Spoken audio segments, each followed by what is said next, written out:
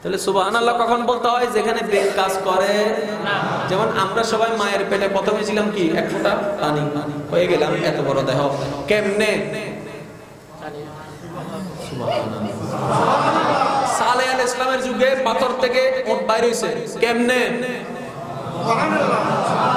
আরো জোরে বলেন না। বাদশারা জন্ম হয়ে গেছে ঈসা, কেমনে? আমার নবী জমিনে থাকা লামাকানে মেরাজে গেলেন কেমনে? আল্লাহ বলেছে বান্দা বিবেক খাটাইও না, কুল কিনারা খুঁজে পাবো না। এখনো আটলান্টিক মহাসাগরে কুল কিনারা খুঁজে পাবো না। আমি আল্লাহর কুদরতের কি কুল কিনারা খুঁজে পাবো? তাহলে যেখানে আল্লাহ পাকের কুদরত চলে আসে সেটাই হচ্ছে অলৌকিক। অলৌকিক তখন যখন হয়ে যায় বলতে হয় সুবহানাল্লাহ, সুবহানাল্লাহ, সুবহানাল্লাহ। মানে তোমার বিবেকে ধরবে না। আল্লাহ এই পৃথিবীতে আল্লাহর কিছু এমন প্রিয় বান্দা ছিল, আছে এবং থাকবে। তাদের কথায়, তাদের কাজে আল্লাহ পাক তাদের থেকে যার থেকে যেভাবে ইচ্ছা কিছু কাজ আদায় করে নেন, কিছু কাজ জগৎকে দেখান, যেটা আপনার আমার মতো সাধারণ মানুষের পক্ষে সম্ভব না। এটা কেমনে হয় একটু বুঝার জন্য বলছি, এটা কেমনে হয় না। আপনার আমার পক্ষে এই একটি গ্লাসের ভিতরে সারা পুকুরের পানি আনা সম্ভব না। সবাই বলেন না রে ভাই। আমাদের বাবার পক্ষে, দাদার পক্ষে, পুলিশের পক্ষে, আর্মির পক্ষে, হুজুরের পক্ষে, আল্লামার পক্ষে, মাওলানার পক্ষে, খতিবের পক্ষে, বক্তার পক্ষে, আল্লাহর পক্ষে, আল্লাহর পক্ষে, আল্লাহর পক্ষে, আল্লাহর পক্ষে, আল্লাহর পক্ষে। তখন আমার ভাই বলবো হুজুর পুকুর তো অনেক ছোট বললেন, সারা পৃথিবীর না কুল কায়নাতকে চাইলে পারে। কষ্টটা কাকে নিয়ে? আল্লাহকে নিয়ে। এখন বান্দার দ্বারা অলৌকিক কাজ হয় কিভাবে একটু খেয়াল করে দেখুন। কোন একটা বিষয়ে যখন আল্লাহর প্রিয় বান্দা কোন একজন বান্দার সাথে কথাবার্তা বলে, হঠাৎ করে মনে করেন আপনি আল্লাহর প্রিয় বান্দা, বুঝে নিন আপনি আল্লাহর প্রিয় বান্দা হয়ে গেলেন। আল্লাহর সাথে আপনার রহমতের একটা কানেকশন আছে, জগতের কেউ জানে না, আপনি জানেন, আপনার আল্লাহ জানেন। আপনি কাউকে বলে ফেললেন হঠাৎ করে, তুমি কি এত বাড়াবাড়ি করো, আমার আল্লাহ চাইলে সব পারে। সে আপনাকে হঠাৎ করে বলে উঠলো আপনার আল্লাহ চাইলে সব পারে। চাই দেখি বলেন তো আপনার আল্লাহকে এই পুকুরের পানিটা এখানে আনতে, যেটা আমাদের পক্ষে অসম্ভব। কিন্তু বড় অবাকর বিষয়, আপনি বললেন পুরা পুকুর খালি হয়ে গেল, পানি সব এখানে চলে আসলো। ভাবতে লাগলাম বিবেক কাজ করে না। আল্লাহ বলে যে তুমি কি জানো না বিবেক কখন কাজ করে না? যেখানে আমার কুদরত চলে আসে। বিবেক তোমাদের কাজ করে না, বিবেক তোমাদের কাজ করে না। আল্লাহ হলো কেমনে? এবার আল্লাহ পাক বলে জবান হচ্ছে আমার বান্দার, কাজ হচ্ছে আমি আল্লাহ। আসসালামু আলাইকুম ওয়া রাহমাতুল্লাহি তাআলা ওয়া বারাকাতুহু। যে মহান সত্তা দয়া করে আপন ঘরে বসে আপন বান্দাদের ভিতর থেকে আমাদেরকে কবুল করে আজকের আজিমুশান মেহফিলের নিয়ামত নেওয়ার জন্য উপস্থিতির তৌফিক দান করেছেন। সুবহানাল্লাহ, আলহামদুলিল্লাহ জিকিরগুলা করে নিজেদের অপবিত্র জবানকে পবিত্র করার যিনি সুযোগ করে দিয়েছেন, ওই আল্লাহর দরবারে মহাব্বতের আওয়াজ মিশ্রিত করে একবার শুকরিয়া আদা করতে বলি আলহামদুলিল্লাহ। আজকের মাহফিলের আয়োজনে যারা যেভাবে সম্পৃক্ততা আছেন, আমরা যারা ইতিমধ্যে মাহফিলে উপস্থিত হয়েছি, আমরা যারা মাহফিলে উপস্থিত হব, আল্লাহ পাক আমাদের সকলের জীবনে অতীত কালে কবিরা সগীরা গুনাহকে আল্লাহ পাক মাফ করে দিন। আল্লাহ পাক আমাদের মা বাবার গুনাহকে মাফ করে দিন। এই মুহূর্তে এই এলাকায় যতগুলা কবরবাসীর কবরে আযাব হচ্ছে, এই মাহফিলের উসিলায় সকলের দোয়ার উসিলায় আল্লাহ প্রত্যেকটি কবরবাসীকে আযাব থেকে মুক্তি দান করুন। প্রিয় হাজিরিন, শত ব্যস্ততার মধ্যেও সময়টুকু বের করে আপনাদের মহাব্বতের তাকাজা রক্ষার্থে আমি অদম গুনাহগার উপস্থিত হয়েছি মোহাব্বত নিয়ে। আশা রাখবো এখান থেকে ফিরে যাওয়ার সময় আপনাদের দোয়া এবং মোহাব্বত আমি সাথে নিয়ে যেতে পারব ইনশাআল্লাহ। লক্ষ মানুষের দরকার হয় না যদি বুঝার মতো মনওয়ালা একজন থাকে। লক্ষ মানুষের দরকার হয় না, আওয়াজ দিতে হবে, লক্ষ মানুষের দরকার হয় না। কারণ আমরা যে স্রষ্টার ইবাদত করি ওই স্রষ্টা কোন বান্দার চেহারা দেখে, বলেন না, চেহারা দেখে, সম্পদ দেখে, আল্লাহ কি দেখে? বান্দার মনটা দেখে, কলবটা দেখে, অন্তরটা দেখে। সুবহানাল্লাহ। আরেকটু জোরে বলতে হবে সুবহানাল্লাহ। ওই সাউন্ড বক্সটা একটু এদিকে ঘুরে দেন, ওটা একটু এই সেট ঘুরে দেন, এই সেট ঘুরে দেন।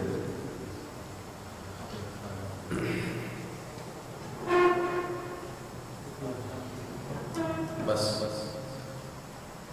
সৃষ্টিকর্তার নজর বান্দার কিসের দিকে? অন্তরের দিকে। একটু সবাইকে আওয়াজ দিতে হবে আমাকে, কিসের দিকে ভাই? আরেকটু জোরে বলেন, কিসের দিকে? যার অন্তর পরিষ্কার তার আমল কম হলেও পরিষ্কার। যার অন্তর নোংরা তার বিশাল আমলও নোংরা হয়ে যায়। যেটাকে আমরা আঞ্চলিক ভাষায় বোঝাতে গিয়ে প্রায় সময় বলি, এক ডেক বিরিয়ানির ভিতরে যদি এক ফোঁটা কেরোসিন তেল ঢেলে দেওয়া হয় না, ওই 1000 টাকার বিরিয়ানি কিন্তু আর খাবার যদি। আমি আজকে ব্যক্তিগতভাবে একটা কথা বলি, আমার বিশাল বড় মাহফিল যেখানে হাজার হাজার মানুষ জমায়েত হয়, এটা আমার ব্যক্তিগত মতামত, আমার ওই সমস্ত মাহফিল ভালো লাগে না। ছোটখাটো হবে, মনওয়ালা মানুষ আসবে, শোনার মতো মানুষ আসবে, মহাব্বতওয়ালা আল্লাহ প্রেমিক রাসূল প্রেমিক থাকবে, আমার ওই রকম মাহফিলে বেশি ভালো লাগে। কোনো গ্যাঞ্জাম নাই, চিল্লা ফাল্লা নাই, ওরকম শান্তিময় মাহফিলগুলো আমার বেশি শান্তি লাগে। তো সেজন্য এরকম পরিবেশটা আমার বড় পছন্দের জিনিস। এখন যদি আর কোনো মানুষ না আসেন আমি এতেও খুশি, আলহামদুলিল্লাহ। কারণ আমি মানুষকে চেষ্টা করি, মানুষকে দেখানোর জন্য নয়, মওলার দয়া পাওয়ার জন্য করার চেষ্টা করি। সুবহানাল্লাহ। সেজন্য আমার নিজের কোনো পার্সোনাল ভিডিও নাই, ভিডিও ম্যানও নাই, নিজের কোনো ভিডিও নাই, ভিডিও কোনো ম্যানও নাই। ওই মহাব্বত করে কয়েকজন ভাই ভিডিও করে, এগুলাকে ওনারা ওনাদের মতো সাবলীল সুন্দরভাবে কাজ করে ফেসবুক ইউটিউবে খেদমতের নিয়তে ছেড়ে দেয়। অন্তর থেকে মোবারকবাদ জানাই সে ভাইদেরকে। আমি আশা রাখবো যতক্ষণ মওলা দয়া করে আমাদেরকে বসায়, বলায়, শোনায়, এই সময়টা যেন আমাদের গুনাহ মাফের নিয়তে হয়, আল্লাহ পাকের রহমতের চাদরের নিচে ছায়া পাওয়ার আশায় হয়। কি বলেন আপনারা? কষ্ট হবে আপনাদের? আমাকে একটু আওয়াজ দিয়ে সহযোগিতা করতে হবে। সৃষ্টিকর্তাকে আল্লাহ, রিজিক দাতাকে আল্লাহ, রহমানকে আল্লাহ, রহিমকে আল্লাহ, জানে না কে? সবাই জানে। জানি না কে? সবাই জানে। বুঝি কয়জন? জানা একটা জিনিস, বুঝা আরেকটি জিনিস। ইমানদার ভাই একটু গভীর মনোযোগ। আপনি যখন সূরা ফাতিহা তেলাওয়াত করেন, এর আগে আপনাকে কি বলতে হয়? আচ্ছা, আজকে কি মাহফিল চলবে না ক্লাস চলবে? ক্লাস। মাহফিল হলো অন্যরকম হবে, ক্লাস হলো অন্যরকম হবে, আপনাদের ইচ্ছা। ক্লাস। কি বলেন? বুঝছো না? হ্যাঁ, জানার আগ্রহ আছে না? তাহলে আওয়াজ দিতে হবে আমাকে। প্রত্যেকটি দুইটাই হতে হবে বলেছি। প্রত্যেকটি সূরা তেলাওয়াত করার আগে আপনাকে কম্পালসারি বিসমিল্লাহ পড়তে হয়। একটি সূরা ব্যতীত, সেই সূরা হচ্ছে সূরা তওবা। সূরা তওবা, সূরা তওবা। কখনো কি ভাবনার গড়ে একবার প্রশ্নটুকু এসেছে, আল্লাহ প্রতিটি সূরার আগে বিসমিল্লাহ পড়তে দিলা, তওবার আগে দিলা না কেন? আচ্ছা, একটা কথা বলেন, আপনারা যে মসজিদটা আজকে এত সুন্দর আলিশান ভাবে তৈরি হয়েছে, এটা কি তৈরি হয়েছে আগে নাকি প্ল্যানিং হয়েছে আগে? প্ল্যানিংটাকে, স্পেসটাকে মিস্ত্রি মশাই সকল এলাকাবাসীর মোহাব্বতের সহযোগিতায় ধীরে ধীরে ধীরে ধীরে এভাবে সাজিয়েছে। এই বাতিটা এখানে কেন, মাঝখানে নাই কেন? কারণ আছে নাকি কারণ ছাড়া জুড়ে দিচ্ছে? এটা মাঝখানে দিলে সেই সৌন্দর্যটা হয়তো আসতো না, এখানে দেওয়ার পরে যে জিনিসটা এসেছে। দ্বিতীয় নম্বর কারণ, 2 তলা হোক 3 তলা হোক, এই জায়গায় একটু তো খালি রাখা এমনি লাগবে। এটা যদি মাঝখানে দিয়ে দিই তাহলে এই জায়গা নতুন করে খালি রাখতে লাগবে, দরকারটা কি? জারবাতিটা এখানে ফিট করে দিই। আর আমরা সবাই নামাজ পড়ছি ইমামের নেতৃত্বে, এত বড় দামি জারবাতি থাকলে ইমাম আর মুয়াজ্জিনের মাথার উপরে থাকে। প্রত্যেকটি কিছুর একটা প্ল্যানিং। এখন আমি বুঝাবো, আপনারা একটু বোঝার চেষ্টা করবেন, আমি মহাব্বত দিব, আপনারা নেওয়ার চেষ্টা করবেন।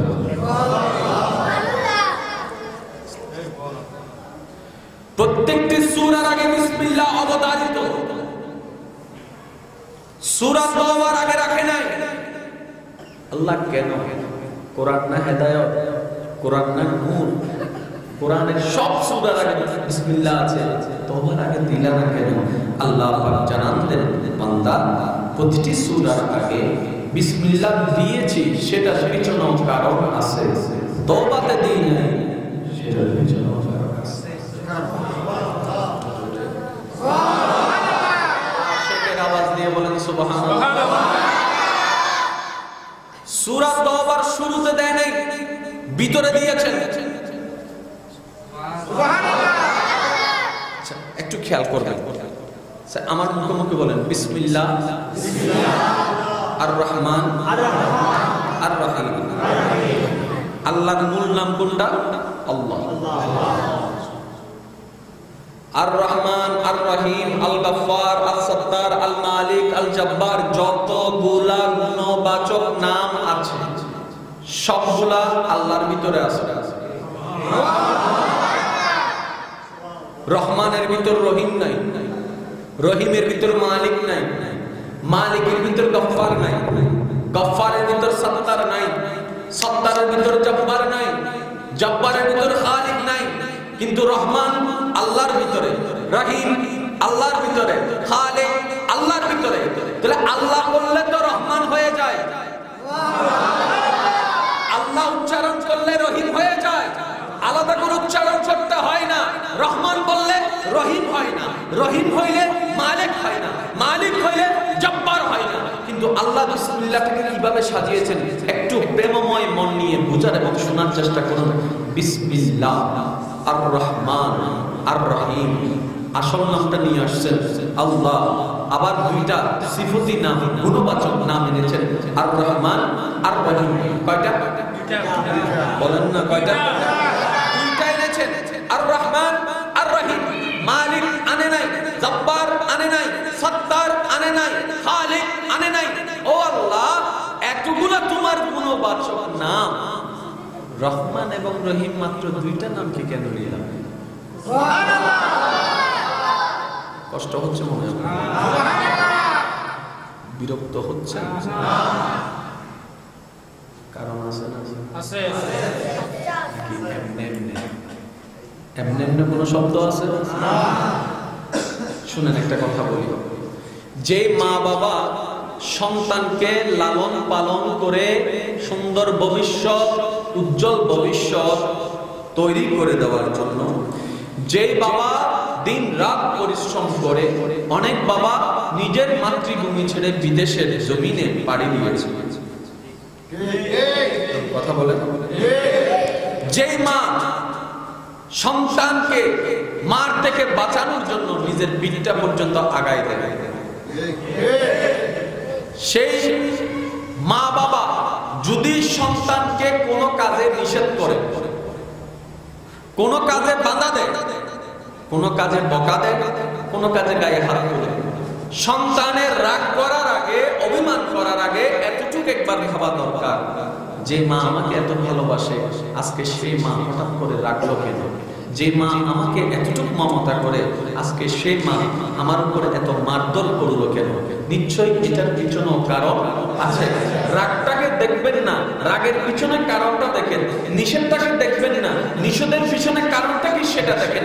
এতটুকু যখন আপনার বিশ্বাস আছে, আমার জন্মদাতা মা এবং বাবা, আমার জন্মদাতা মা এবং বাবা আমার ভবিষ্যৎ উজ্জ্বল করার জন্য এতটুকু পরিশ্রম করছে, সেই মা বাবা তো আমার দুশমন নয়। আমি কোথাও গেলে ওনাদের লসটা কি? নিষেধ করবে কেন? নিশ্চয়ই কোন একটা কারণ আছে। এইভাবে চিন্তা করলে সন্তান কখনো মা বাবাকে ভুল বুঝতে পারে না। শুধু বকাটাকে দেখি, বকার পিছনে কারণটা দেখি না। রাগটাকে আমরা ঠিকই দেখি, মনেও রাখি, রাগের পিছনে কারণটা দেখার মতো আমাদের মন মানসিকতা হয় না। চেষ্টা করলে ইনশাআল্লাহ আজকে থেকে পারা যাবে। আল্লাহ তৌফিক দান করুন। বলেন আল্লাহ আর রহমান আর রহিম। উলামায়ে কেরামকে জিজ্ঞেস করলাম, হুজুর আল্লাহ পাকের একটি নাম আছে রহমান, একটি নাম আছে রহিম, যেটাকে বাংলা ভাষায় আমরা অর্থ করি, শুরু করছি পরম করুণাময় অসীম দয়ালু আল্লাহর নামে। একটু খেয়াল করবেন, শুরু করছি পরম করুণাময় অসীম দয়ালু। কয়টা শব্দ? বলেন না। পরম করুণাময় অসীম দয়ালু। দয়ালু আর করুণা কি এক? আমার আল্লাহ করুণাময়, আমার আল্লাহ দয়ালু। হাজার বার পড়েছি, হাজার বার অর্থ করেছি, কিন্তু ভাবার সময়টা আমাদের হয় নাই। করুণাময় কাকে বলে, দয়ালু কাকে বলে, করুণা কখন করে, দয়া কখন করে? এখন আপনারা বলেন, মাঝে মধ্যে আমরা যখন অসহায় হয়ে যাই, কেউ যখন সাপোর্ট করে, কেউ যখন কিছু অর্থ দেয়, আমরা মাঝে মধ্যে জিজ্ঞেস করি, ভাই তুমি কি আমাকে করুণা করতেছো? তুমি কি আমাকে করুণা দেখাচ্ছ? করুণা দেখাইলে আমি নিব না। হয় কি হয় না রে ভাই? কথা বলে না। বুঝলে আওয়াজ দিলে আমি কেন বলি জানেন? আপনারা আওয়াজটা দেওয়া মানে আমার কথাটা রিসিভ হচ্ছে সেটা আমি বুঝতে পারবো, তারপরে আমি পরে স্টেপে যাবো। কারণ টাইম পাস করার মতো তো আলহামদুলিল্লাহ মানুষ আমি না। আমি 10 মিনিট থাকবো, কিছু দিয়ে গিয়ে কিছু দোয়া নিয়ে যাওয়ার চেষ্টা করি। আমি এখানে আসলাম, আমার আল্লাহ দরবারের খাতাতে লিপিবদ্ধ হয়েছে, তো আমার ডিউটি কি করছি সেটাও লিপিবদ্ধ হবে না? আপনারা শুনলে অবাক হবেন, বর্তমান সময়ে একজন খতিবের হাদিয়া কত, সম্মাননা কত প্রতি মাসে? 10,000, 12,000, 15,000, 20,000।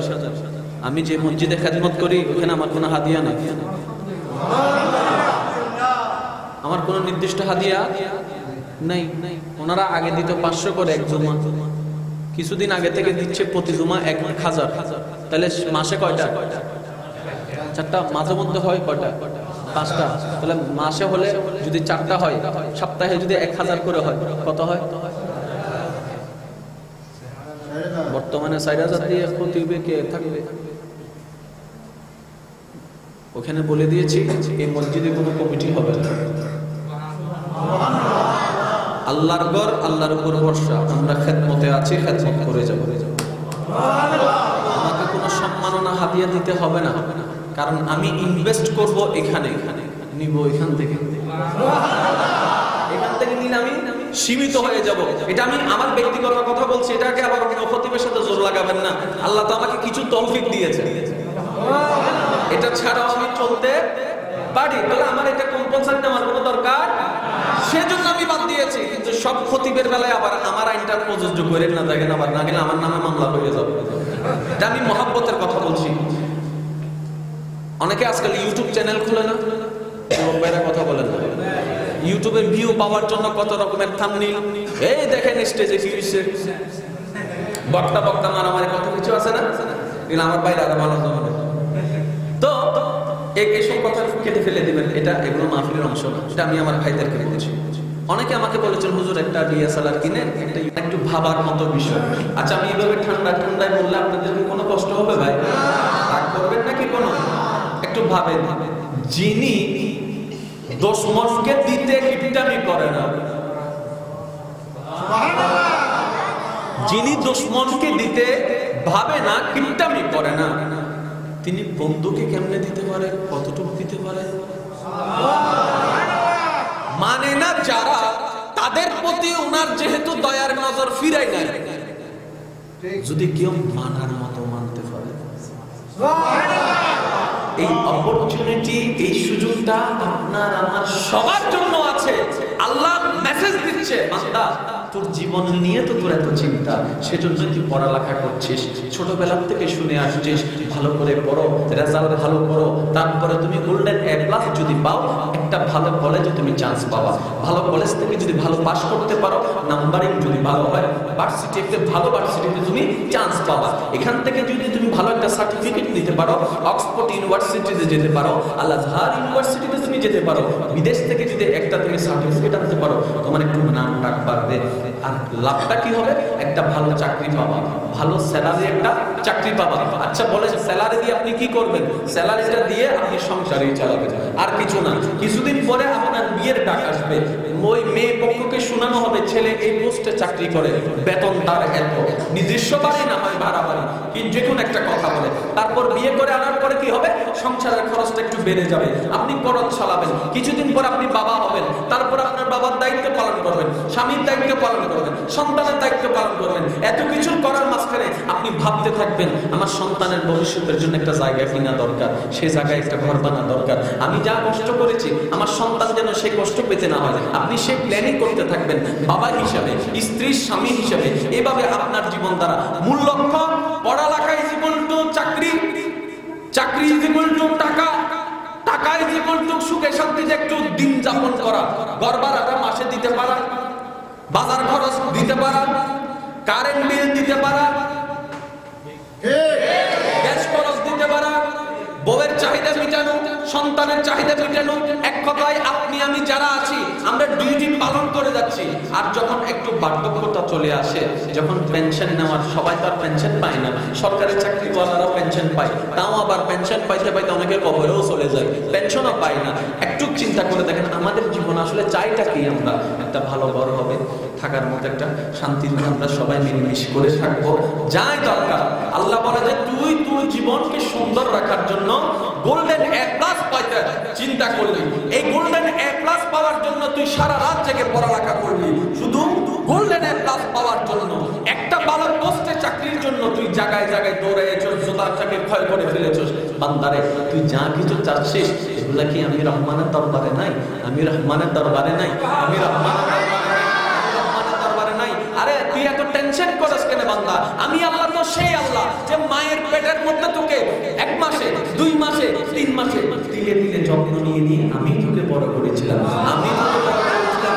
যখন মায়ের পেটের মধ্যে তুই পানির ভিতরে বাসমান ছিলি, জগতের মানুষ জানে পানির ভিতরে মানুষ বাঁচতে পারে না, নিঃশ্বাস নিতে পারে না, কিন্তু আমি আল্লাহ যখন তোকে যত্ন নেওয়া শুরু করেছিলাম না, তোর মায়ের পেটের মধ্যে তুই ছিলি পানির ভিতরে, একটা পানির গামলার ভিতরে, ওইখানের ভিতরে আমি তোকে নিঃশ্বাস নেওয়াইছি, টাইম টু টাইম খাওয়াইছি, টাইম টু টাইম খাওয়াইছি, টাইম টু টাইম যত্ন নিয়েছি। তুই এত ভাবেস কেন বান্দা? একটা কাজ কর না, তোর জীবন নিয়ে যেতে এত স্ট্রাগল, এত চিন্তা, এত দুশ্চিন্তা, চিন্তা করে কি করে তলায় ফেলছো তুমি? কিচ্ছু করতে পারো না।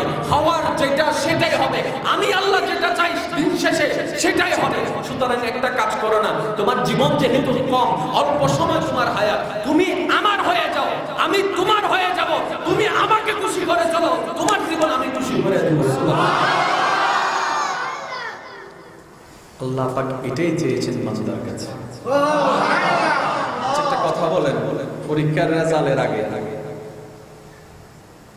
আগের দিন রাত্রে যায় নামাজ থাকে, তারা বলতে পারে না।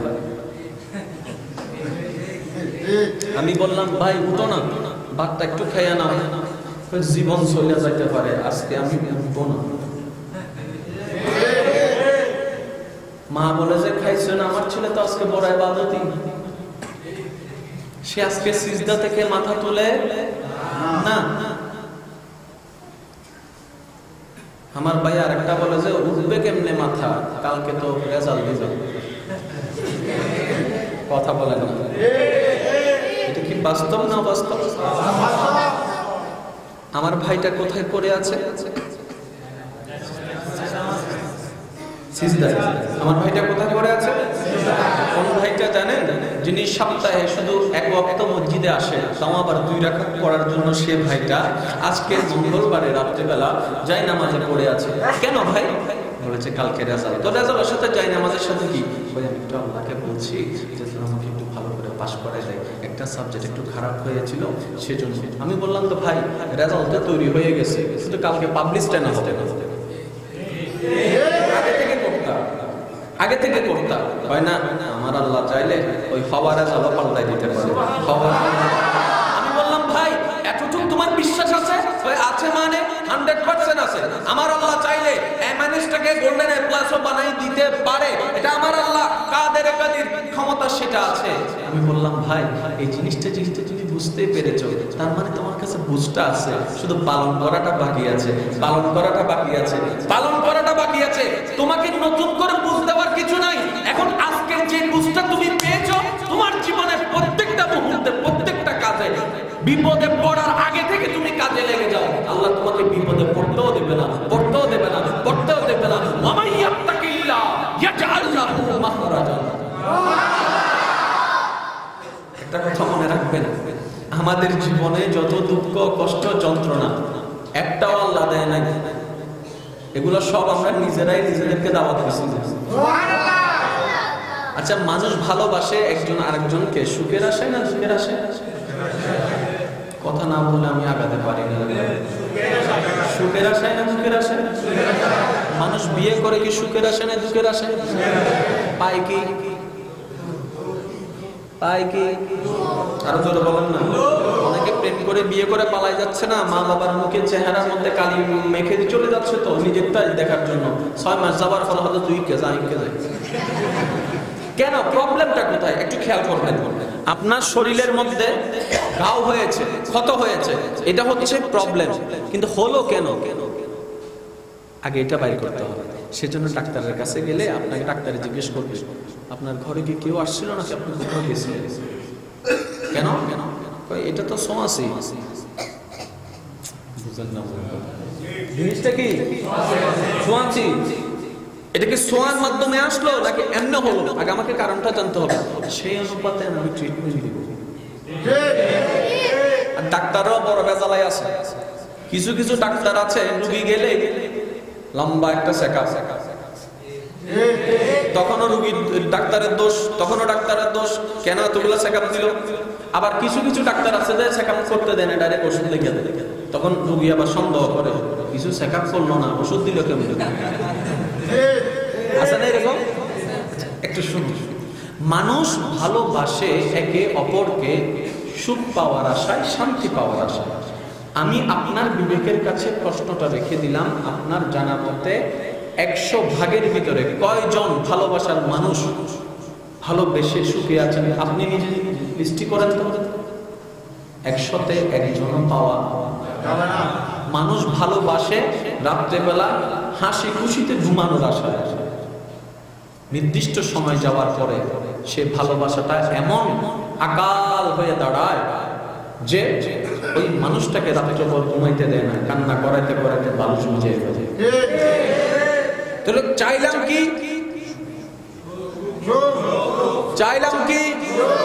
পাইলাম কি? চাইলাম শান্তি, পাইলাম অশান্তি। এগুলা হচ্ছে আমাদের ভালোবাসা। কারণ আমরা দিন শেষে সবাই স্বার্থপর, দিন শেষে সবাই স্বার্থপর।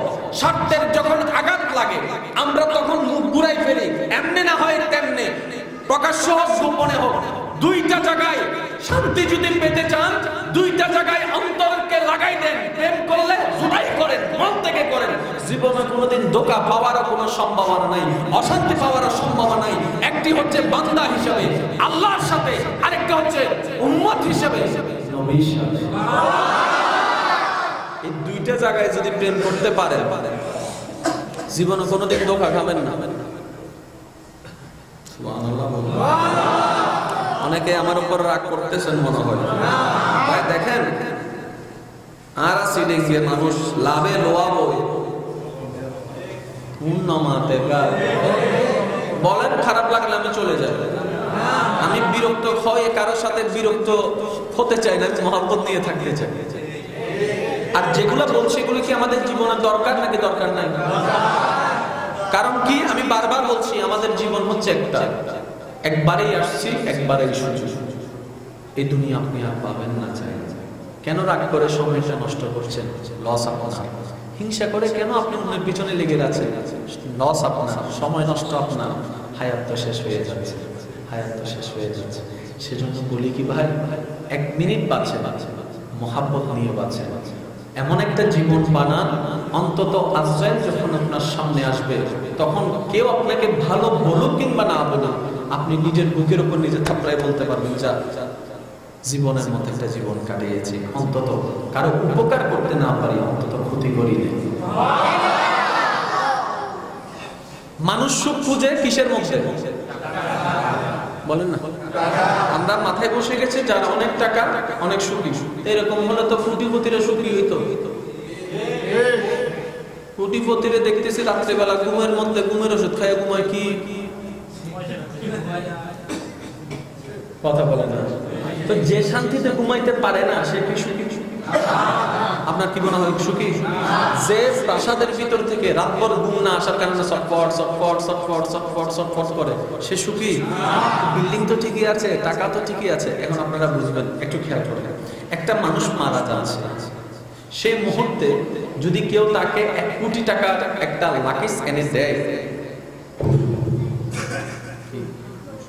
সমস্যা?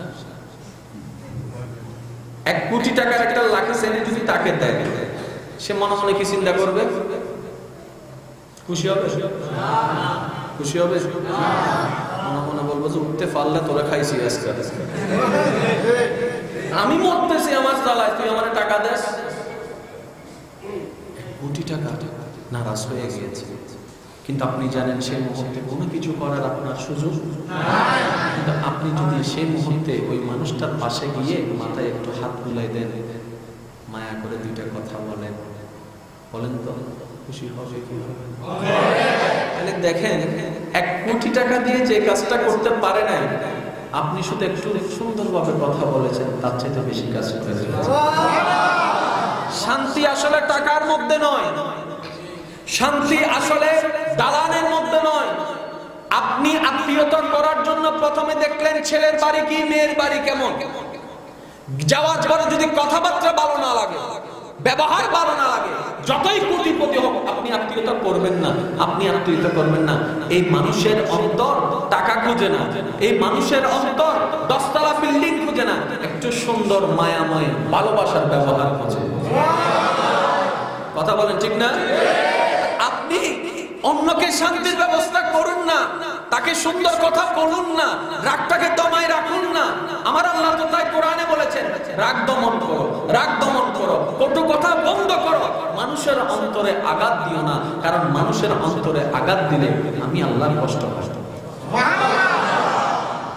সুখ কোথায় ছিল? সুখ কোথায় খুঁজেছি? শান্তি কোথায় ছিল? শান্তি কোথায় তালাশ করেছি? এখন বলেন ভুলটা কাদের? বলেন না, ভুলটা কাদের? আল্লাহ পাক বলে, বান্দা তোর পেট চালানোর জন্য খাবারের দরকার, আমি তোকে দিব, আমি তোকে দিব, আমি তোকে দিব। এই খাবারটা আনার জন্য তোর কিছু টাকার দরকার, আমি তোকে দিব, আমি তোকে দিব, আমি তোকে দিব। টাকাও আছে, খাওয়ারও আছে, কিন্তু তুই যদি খাইতে না পারস, दोनों सामने पूरा फ्लेट फ्लेट बिल्कुल बोराता है। हाथ दे बात हाँ ना, हाथ दे फाइट ना, हाथ दे क्या, हाथ दे डायबिटीज আছে না? রিজিকও আছে, খাওয়ারও আছে, সব আছে। হাত বাড়াইলে খাইতে পারে, পারে না, কারণ রিজিকের মালিক আল্লাহ। আরো জোরে আল্লাহ, রিজিকের মালিক আল্লাহ।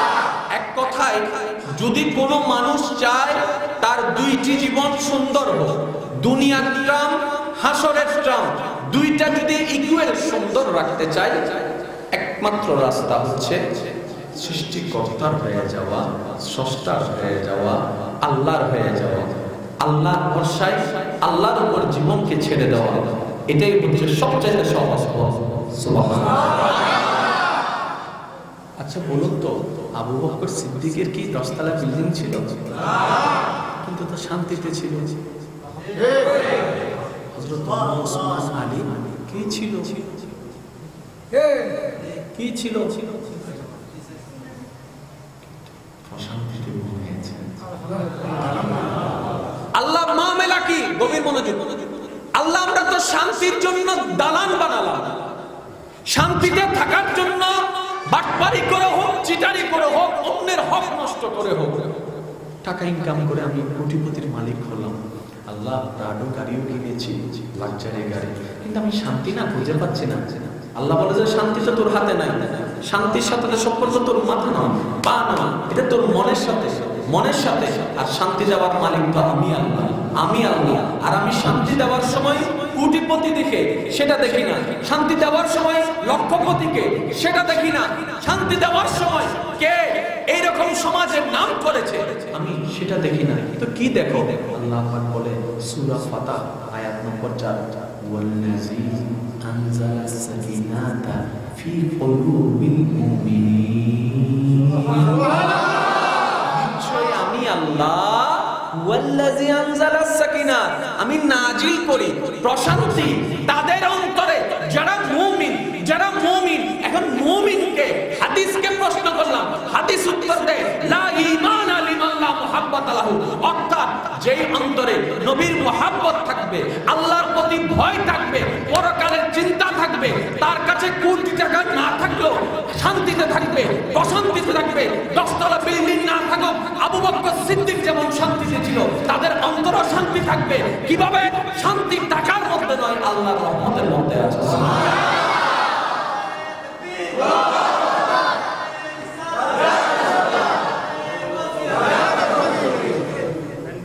বলেন না সুবহানাল্লাহ? একটু জোরে বলেন না। না ফ্যান লাগবে না, একটু পানি থাকলে একবার দরুদ শরীফ পড়েন। আল্লাহুম্মা সাল্লি আলা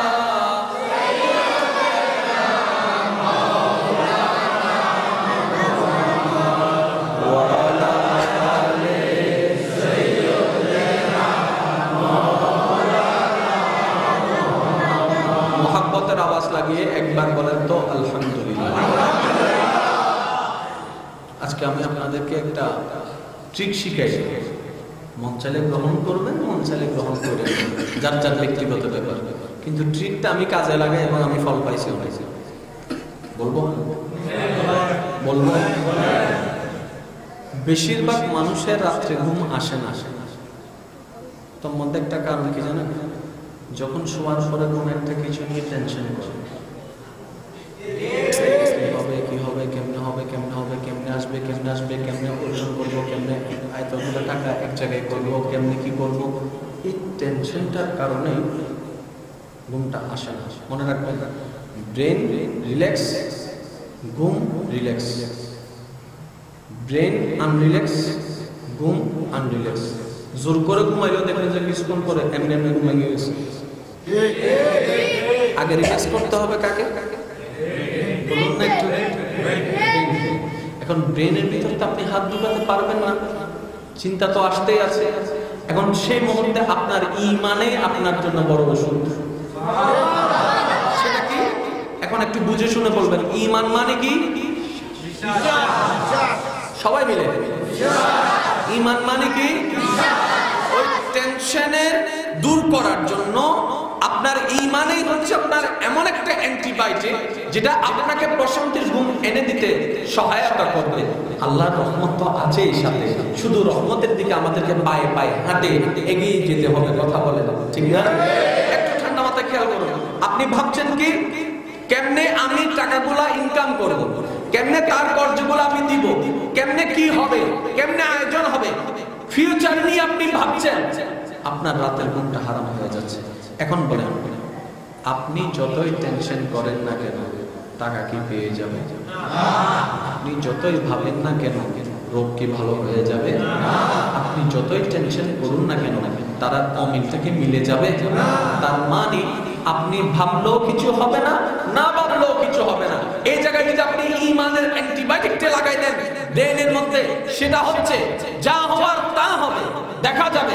আল্লাহ যেটাই করবে সেটার উপরে আমি সন্তুষ্ট থাকবো। আলহামদুলিল্লাহ, আলহামদুলিল্লাহ, আলহামদুলিল্লাহ। কারণ আমাকে যিনি বানিয়েছেন উনিই ভালো জানেন আমার জন্য কি ভালো, কখন ভালো, কতটুক ভালো, কিভাবে ভালো। টেনশন আমার করার দরকার নাই। আমি আমার রহমানের উপরে সবকিছু খুশি মনে ছেড়ে দিলাম। আলহামদুলিল্লাহ বলবেন, দেখবেন যে আপনার ব্রেনটা আস্তে আস্তে রিল্যাক্সিং হয়ে যাচ্ছে, আপনার ঘুমটা একটা প্রশান্তির ঘুম হয়ে যাবে। একটু খেয়াল করবেন, কয় টাকা লাগছে,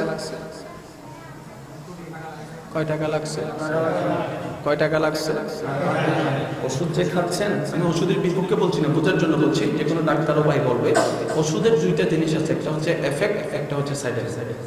আপনি এখন ওষুধ খাচ্ছেন, এটা এফেক্ট করবে ওটাকে ভালো করবে, কিন্তু কিছুটা সাইড এফেক্ট রেখে দিবে, যেটা আপনার 40, 45, 50 বছর পার হওয়ার পরে ওটা আস্তে আস্তে কিন্তু এটা রিয়েক্টটা কিন্তু করবে। কোনটা?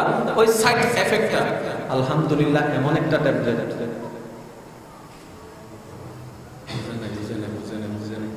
ওষুধের ভিতর এফেক্টও আছে, টাকারও খরচ আছে। আলহামদুলিল্লাহ এমন একটা ট্যাবলেট, টাকাও লাগে না, সাইড এফেক্ট বলতে কোনো শব্দ নাই। আপনি ওষুধটা, আলহামদুলিল্লাহ ওষুধটা খাচ্ছেন ব্রেন রিল্যাক্সের জন্য, কিন্তু আল্লাহ এত দয়াবান, মুখে উচ্চারণ করছেন কিংবা মনে উচ্চারণ করেছেন, আপনাকে রিল্যাক্সিং এ রিল্যাক্সিং দিবে, শান্তিতে শান্তি দেবে, আবার এদিকে দিয়ে দিবে। কারণ দরবারটা কার? আপনি কোন দরবারে, কোন ফার্মেসিতে গেছেন? আল্লাহ ফার্মেসিতে। ফার্মেসিটা কার? আরো জোরে বলেন না। রহমানের ফার্মেসি, যেখানে টাকা লাগে না, বান্দাদের জন্য ওষুধ উন্মুক্ত।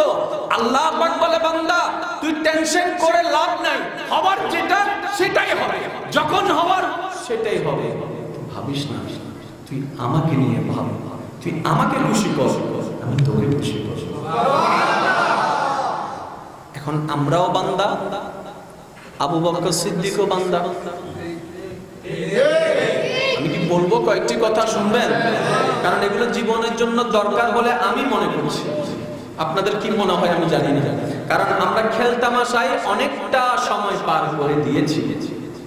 আচ্ছা বলেন তো, এতদিন আপনি আজ পর্যন্ত কতজনের সাথে ঝগড়া করছেন, কতজনকে বকা দিয়েছেন, কতজনের টাকা খাইছেন, কতজনের টাকা ধার নিয়ে দেন নাই, কত কাহিনী।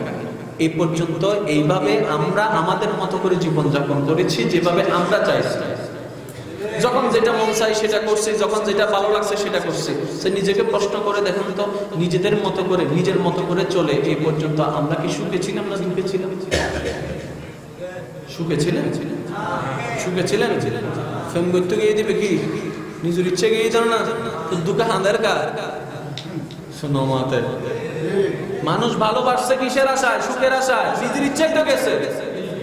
এমনকি এমনও পর্যন্ত কিছু সম্পর্ক আছে, বন্ধুরা বুঝাইতে গেলে তখন বলে যে তুই না বুঝবি, না চোখে চাইলে তুই বুঝবি। তার মানে তুই হাজার বল, আমি যাবো, তো যাইয়া 3 মাস ওর হত্যা আমি ভুল করছি। আমরা আমাদের মতো চলে এই জীবনে পাইলাম কি? অশান্তি ছাড়া তো কিছু পাই নাই। ঝগড়া করে পাইছি কি? অশান্তি ছাড়া কিছু পাই নাই। তর্ক করে পাইছি কি? নিজের সময় নষ্ট করা ছাড়া কিছু পাই নাই। কথা বলেন না কেন? অন্যের উপর নিজের শক্তি দেখায় কি করেছি? শত্রু বাড়াইছি, এর চাইতে বেশি কিছু পাই না। মনে রাখবেন, চোরদের একটা নিয়ম আছে, তারা নাকি নিজের গ্রামে চুরি, সবাই জানে,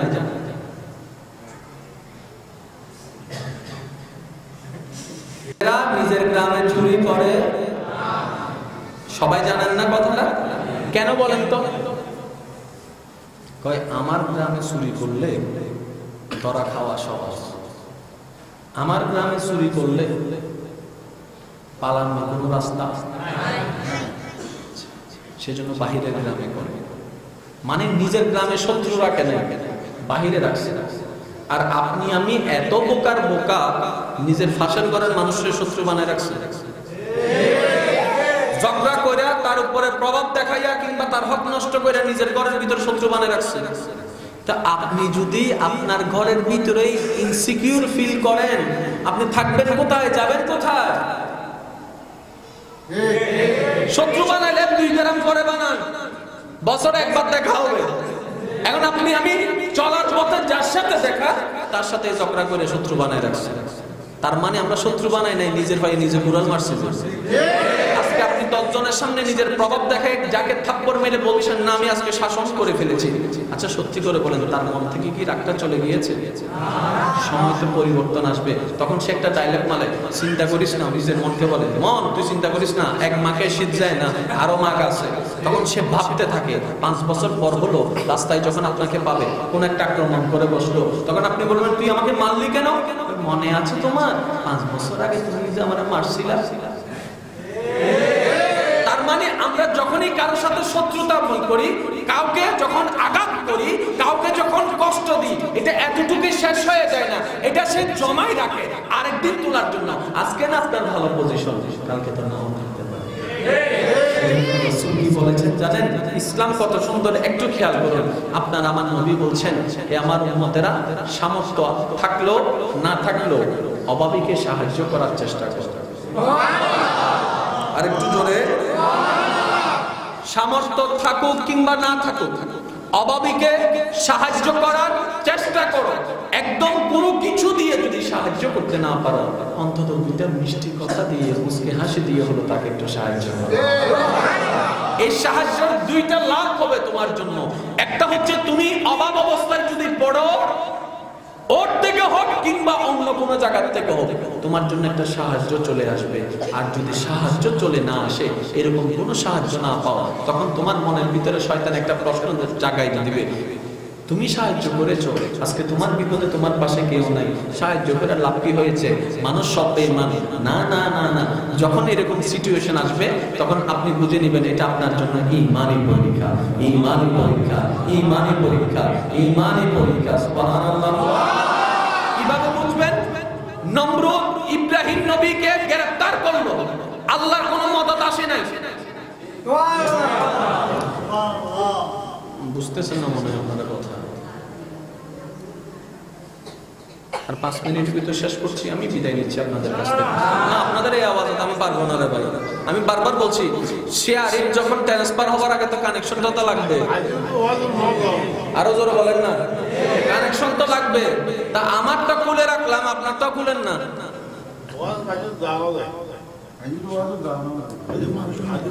যদি ওয়াইজে যায় কিচ্ছা কাহিনীতে যাবো, কিচ্ছা কাহিনী হলে শিখবেন কি? আমি একটা কথা বলি প্রায় সময়, বর্তমান সময় কারামত বলে সুবহানাল্লাহ বলে টান নাই। খুব খেয়াল করবেন, কারামত বলে সুবহানাল্লাহ বলার টাইম নাই। সাহাবাদের এরকম ঘটনা বলে সুবহানাল্লাহ বলে টাইম নাই। এখন কি কাজ করলে নিজে কারামত করে দেখাইতে পারবো, এটা শেখাচ্ছে। আমি যেটা বিশ্বাস করি, অন্য ধরনের কাহিনী শুনে সুবহানাল্লাহ কয় বছর বলবো, নিজে একটু কিছু করি না। আল্লাহ যদি আব্দুল কাদেরকে দিয়ে কাম নেয়, গরিবের আওয়াজ দেখে দিয়ে যদি কাম নিয়ে, আল্লাহ কি কাম নেওয়া বন্ধ করে দিছে? না, আল্লাহ তো চাই কিছু বান্দা তৈরি হোক। কি এমন ছিল ওই আব্দুলের কাছে, এই আব্দুল কাদেরের কাছে, যেটা কি আব্দুল কাদেরের কাছে নাই? এটা ভাবতে হবে, এটা শিখতে হবে। বাবা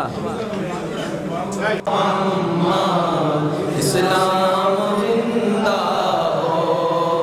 ভূতোं ने सब कलमा पढ़ा, भूतों ने सब कलमा पढ़ा, काफिर मुसलमान हो गए, जग में जब आए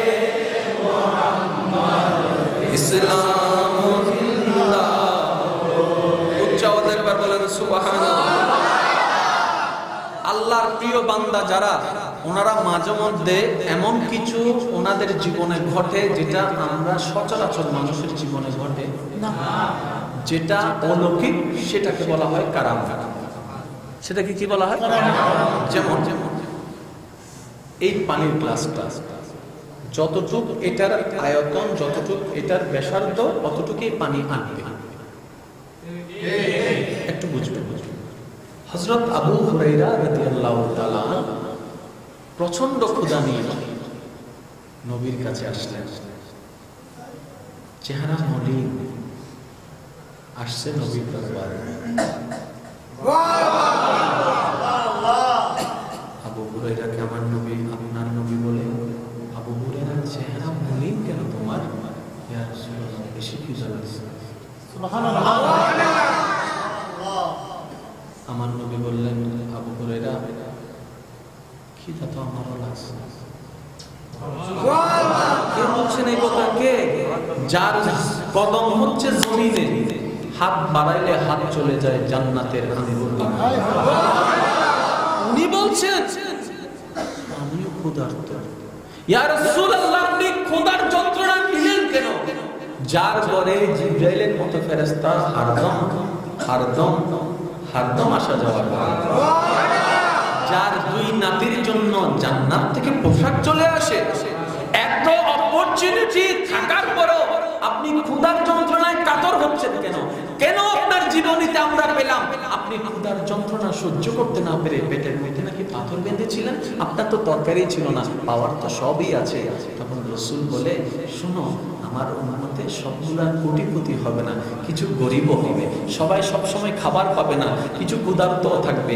ওই ক্ষুধার্ত উম্মতরা যখন ক্ষুধার যন্ত্রণায় কষ্ট পাবে, শয়তান যখন তাদের অন্তরে ওয়াসওয়াসা দিবে বিভিন্ন ধারণা এনে ঈমান চুরি করার জন্য, তখন আমার উম্মতেরা যখন শুনবে আমি নবীকে আল্লাহ ইন্না আতাইনা কাল কাউসার মালিক বানানোর পরও আমি নবী ক্ষুধার যন্ত্রণা সহ্য করেছি, এটা যখন জানবে তখন তাদের ঈমানের শক্তি বেড়ে যাবে। নবী যদি ক্ষুধার যন্ত্রণা সহ্য করতে পারে, উম্মত হয়ে আমরাও পারব।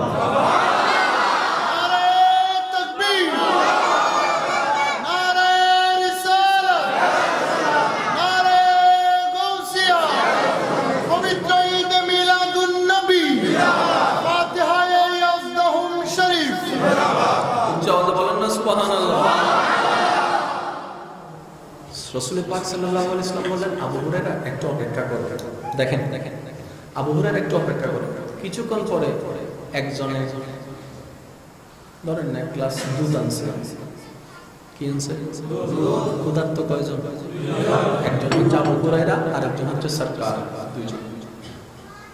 রাসূল পাক সাল্লাল্লাহু আলাইহি ওয়াসাল্লাম দুধের গ্লাসটা হাতে নিলেন। নেওয়ার পরে আবু হুরায়রা হয়তো মনে মনে ভাবছেন নবী অর্ধেক খাবে, আমাকে অর্ধেক দিবে। আমার নবী একা নেওয়ার কেউ না, দিয়ে খায়, সব রাইখা দেয় না, দিয়ে দেয়। আমার নবী আবু হুরায়রাকে দিয়ে বললেন, আবু হুরায়রা একটা কাজ করো, ওই বাহিরে আমার কিছু পাগল উম্মত বসা আছে, আসহাবে সুফফা, ওদেরও খিদা লাগছে, যাও 70 জন আছে, এই গ্লাসটা ওদেরকে দিয়ে খাইতে বলো। সুবহানাল্লাহ। এখন বুঝেন, খিদা পেটে, খাবার নাই, মনকে বুঝ দিলাম। খিদা পেটে, সামনে খাবার, যদি খাইতে না দেয় যন্ত্রণা আরো বেড়ে যাবে। যেমন রমজানে তৃষ্ণা লাগে, মনকে বুঝ দেওয়া যায়। যদি ফ্রিজের ভিতর থেকে ঠান্ডা পানির বোতল দেখি, তৃষ্ণা আরো বেড়ে যায়। না দেখলে একরকম মনকে বুঝ দেওয়া যায়, দেখলে আর মন মানে। কিন্তু আবু হুরায়রাকে আমার নবী বললেন, যাও ওদেরকে আগে দিয়ে আসো। দিচ্ছেন কাকে? কাকে দিয়ে পাঠাচ্ছেন? যার পেটে ক্ষুধা। ইয়া রাসূলুল্লাহ, আবু হুরায়রাকে দিয়ে কেন পাঠাচ্ছেন? কই একদিকে ক্ষুধার যন্ত্রণা, একদিকে আমি নবীর আদেশ। আবু হুরায়রা, তুমি এখন খেও না, আগে 70 জনকে খাওয়াও। একটা গ্লাস দুধ 70 জনকে খাবে কিভাবে? 70 জনকে খাওয়াবে কিভাবে? একটি গ্লাস দিয়ে তো 70 জনকে হবে না। এই এক রকমের মনের প্রশ্ন আসতে পারে। একদিকে নিজের ক্ষুধা, একদিকে হাতে গ্লাস। আবু হুরায়রা চলতে লাগলেন। মনে মনে প্রশ্ন আসলো, শয়তান মনে মনে প্রশ্ন করাচ্ছে, এই আবু হুরায়রা খাও না, তোমার তো পেটে খিদা। ভাই আদেশ আসে নাই, ক্ষুধা বাড়তে থাকো, সমস্যা নাই, নবীর আদেশের বাইরে যেতে পারবো না। নবীর আদেশের বাইরে নিজের পেটকে সান্ত্বনা দিতে গিয়ে আমার নবীকে কষ্ট আমি দিতে পারবো না, আমি আগে নবীর আদেশটাই পালন করব। এবার শয়তান মনে মনে প্রশ্ন ঢুকাতে পারে, এই আবু হুরায়রা, এই এক গ্লাস, এই এক গ্লাস 70 জন খাবে কেমনে? 2 জন খাইলেও তো ভালো করে শেষ হয়ে যাবে, 70 জন খাবে কেমনে? যেটা আপনার আমার মাথায় প্রশ্নটা আসতো, হয়তো আবু হুরায়রা রাদিয়াল্লাহু তাআলা আনহুকে শয়তান এমন ভাবে ডিস্টার্ব করতে পারে।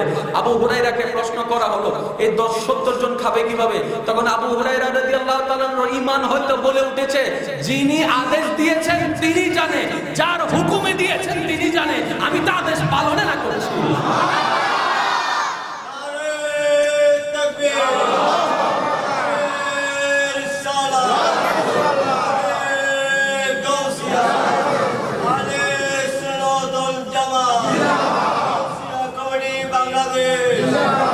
একবার বলেন না সুবহানাল্লাহ।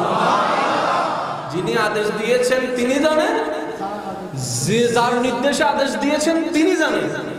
আমার এখানে কোনো সাবজেক্ট না, আমার এখানে কোনো সাবজেক্ট না, আমার এখানে কোনো সাবজেক্ট। এবার আবু হুরায়রা নিয়ে গেলেন, রাসূল আপনাদের জন্য পাঠাইছে, সবাইকে মিলে খাইতে বলছে। আচ্ছা এতগুলা মানুষ যদি হয়, এটা যদি 1 গ্লাস পানি হয়, আমি যদি বলি সবাই মিলে খান, তখন যে প্রথমে নিবে সে কিভাবে খাবে?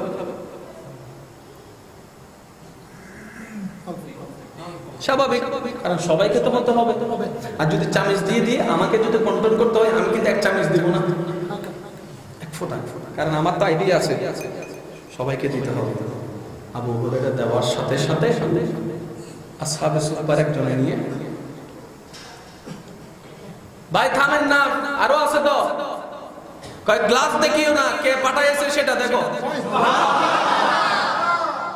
গ্লাস দেখিও না, কে পাঠাইছে সেটা দেখো। কে? যাকে আমার আল্লাহ ইন্না আতাইনাকাল কাউসারের মালিক বানিয়েছে। এক সাহাবা নিলেন, প্রাণ বলে খেলেন, গ্লাসটা আরেকজনকে দিলেন, উনিও প্রাণ বলে খেলেন। বড় অবাক্যর বিষয়, খাইতে সবাই দেখে, শেষ হতে কেউ দেখে না। খাইতে সবাই দেখে, শেষ হতে কেউ দেখে না। 70 জন খাওয়ার পরে আবু হুরায়রার এখন নিজের পেটের অবস্থা কেমন হতে পারে চিন্তা করে দেখেন। নিজের সামনে সবাই খাচ্ছে, উনি খেতে পারছে না। এবার আবু হুরায়রা গ্লাসটা শেষ করে ধরে আনলেন রাসূলের দরবারে। আমার নবী বললেন, আবু হুরায়রা সবাই কি খেয়েছে? ইয়া রাসূলুল্লাহ খেয়েছে। সবাই কি পেট ভরে খেয়েছে? ইয়া রাসূলুল্লাহ পেট ভরে খেয়েছে।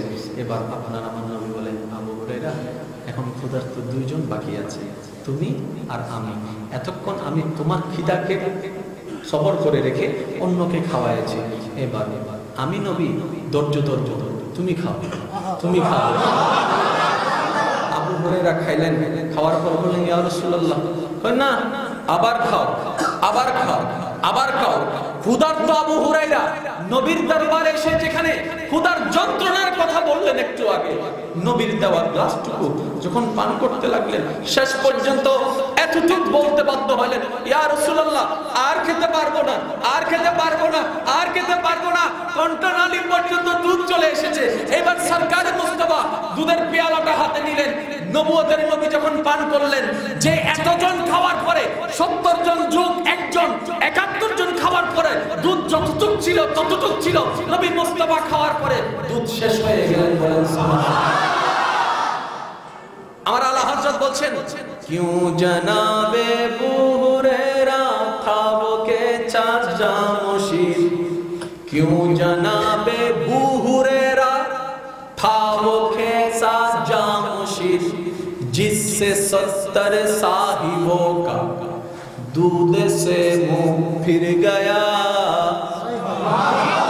খাইতে খাইতে ওই যে সিডিং কা হতা দাও মুখ মারিয়েছি, মানে আর হাইক পাইতে না, তুই পোলাও দাও, বিরিয়ানি দাও, আর হাইক মুখ মারিয়েছি তো, এটা হতে সিডিং হতা মুখ মারিয়েছি। উর্দু দিবে হতা মুখ ফের গিয়া, মানে খাইতে খাইতে ভাই হও না।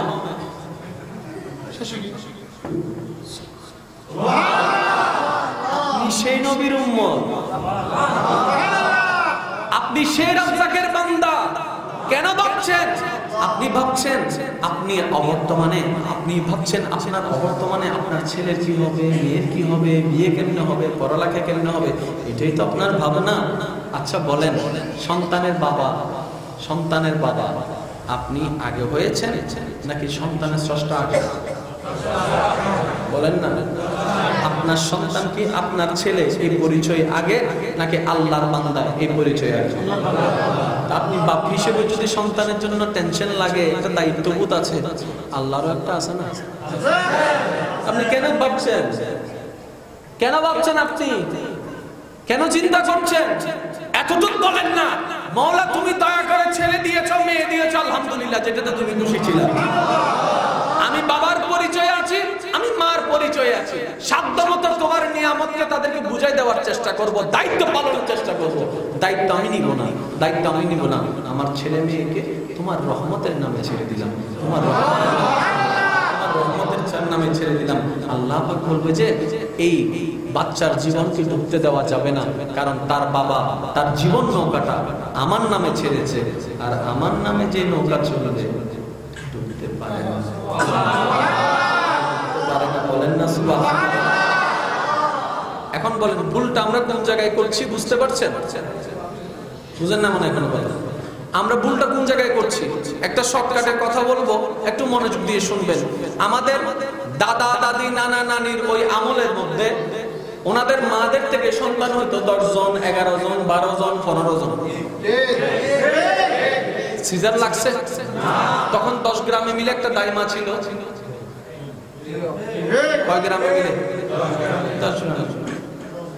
রাস্তাঘাট ভালো ছিল, ভ্যান গাড়ি একটা অন্য গ্রামে বলে রাখা লাগে। কিন্তু বড় অবাককর বিষয়, ডেলিভারি হয়েছে, বুড়ির ঘরের বুড়ি, 11 সন্তানের মা, মরার আগেও দেখি চশমা ছাড়া। কি ব্যাপার? বর্তমানে 2টা 3টা হওয়ার পরে ডাক্তার বলে তার নিও না। পার্থক্যটা কোথায়? তখনও নারী, এখনো নারী, তখনও বিয়ে, এখনো বিয়ে, বরঞ্চ এখন অনেক অত্যাধুনিক, তখন তো কিছুই ছিল না। পার্থক্যটা কোথায়? যদি নিজের মনকে প্রশ্ন করেন, তখন আপনার মন আপনাকে একটা কথা বলবে। আগের যুগের নারীরা যখন প্রসব বেদনায় কষ্ট পেত, মাথায় হাত তুলে দিয়ে মুরব্বী এসে বলতো, মা চিন্তা করিও না, আল্লাহ আছে, আল্লাহ আছে, আল্লাহ আছে, আল্লাহ আছে। একই বিষয়টা যখন আমাদের সমাজে আসলো, আমরা প্রথমে হাত বুলাই দিয়ে তাকে একটু সাহস দেওয়ার জন্য বলি, মা চিন্তা করিও না, ডাক্তার রেডি আছে, অ্যাম্বুলেন্স রেডি আছে, টাকা রেডি আছে, রক্ত রেডি আছে, গাড়ি রেডি আছে, ফ্লাইট রেডি আছে। আল্লাহ পাক বলে, বান্দা সব তো বললি, আমার নামটা একটাবার বললাম, ওকে আসলো না, একটাবার আমার নামটা। আমি তো ডাক্তারের কাছে যেতে নিষেধ করি নাই, আমি তো নিজেই বলেছি উসিলালো, ও জ্বর হয়েছে, ওষুধ খা। আমি তো বলেছি, বান্দা এইভাবে আমার নামটা বাদ দিয়ে দিলি, এত অত্যাধুনিকের মধ্যে যা, আমার নাম যেহেতু বাদ দিয়েছিস, যা তুই তোর মতো কর। কিন্তু হওয়া দরকার ছিল কি, আল্লাহর রহমতে ডাক্তার আছে, আল্লাহর রহমতে ব্লাড আছে, আল্লাহর রহমতে টাকার ব্যবস্থা আছে, তখন আপনার এটাও হয়ে যেত, ওইটাও হয়ে যেত। এখন বলেন, আল্লাহ আমাদের ক্ষতি করছে নাকি আমরাই আমাদের ক্ষতি করি? বলেন বলেন বলেন, আমরাই আমাদের ক্ষতি করি। আচ্ছা, আমি কি ডাক্তারের কাছে যেতে নিষেধ করছি? ওষুধ খেতে নিষেধ করছি? না না। এখন আসেন, ডাক্তারের কাছে আপনি যাচ্ছেন, ভালো কথা। ডাক্তারের চিকিৎসা করার পরে যখন আউট অফ কন্ট্রোল হয়ে যায় রোগী, তখন শেষ পর্যন্ত ডাক্তার এসে কি বলে রোগীদেরকে? যখন রোগী ডাক্তারের আউট অফ কন্ট্রোল হয়ে যায়, ডাক্তার এটা বুঝতে পারে, তখন রোগী সম্পর্কে পরিবারকে এসে কি বলে? আল্লাহ গরম। আর আমি বললাম, স্যার যেটা সর্বশেষে বললেন না, প্রথম থেকে বলতে, যেটা সর্বশেষে বাধ্য হয়ে বললেন, সে পরামর্শটা প্রথম থেকে বলতে। কিভাবে? আমরা চেষ্টা করছি, বাকিটুকু আল্লাহর রহমতের দরজাও খুলে যেত, কাজে কাজ চলতো। আর রহমত কাকে বলে? শুনুন, মানুষ কল্পনা করে যেটা ভাবতে পারে না, এটাই আল্লাহর রহমত। আচ্ছা, আমি আপনাদেরকে একটা কথা বলি। আপনারা এই যে বাতাস পাচ্ছেন, ফ্যান দেখা যাচ্ছে, যখন আল্লাহ দিয়ে বাতাস আসে,